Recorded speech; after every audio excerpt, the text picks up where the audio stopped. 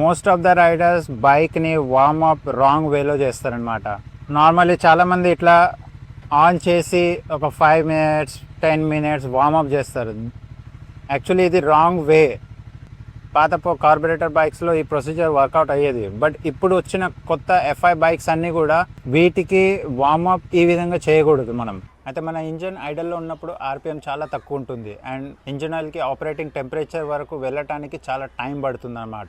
So మనం ఎక్కువసేపు కనుక ఇలాగే ఐడల్ చేసినామంటే దీంతోనే పెద్ద యూజ్ ఏముండదు, ఓన్లీ మీ ఫ్యూల్ వేస్టేజ్ తప్ప. అండ్ దీంతో నా కార్బన్ డిపాజిట్ కూడా అయ్యే ఛాన్సెస్ ఉంటుంది.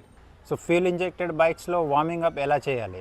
సో బెస్ట్ వే ఏంటంటే just start the engine, just wait for 30 seconds and start the bike. And after that just 1-2 kilometers వరకు ఎక్కువ థ్రాటల్ ఇవ్వకుండా లోవర్ RPM మీదే నడిపియండి, లైక్ 2000-3000 RPMలో.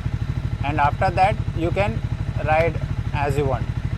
లేదంటే ఇంకొక విషయం చేయొచ్చు, జస్ట్ స్టార్ట్ చేసేసి గేర్లో వేసేసి జస్ట్ లిటిల్ నార్మల్ RPM మీద, లోవర్ RPM మీద 1 kilometer నడిపించినా చాలు. దాని తర్వాత you can ride as you want. So this is the right way to warm up your engine oil in modern fuel injected bikes.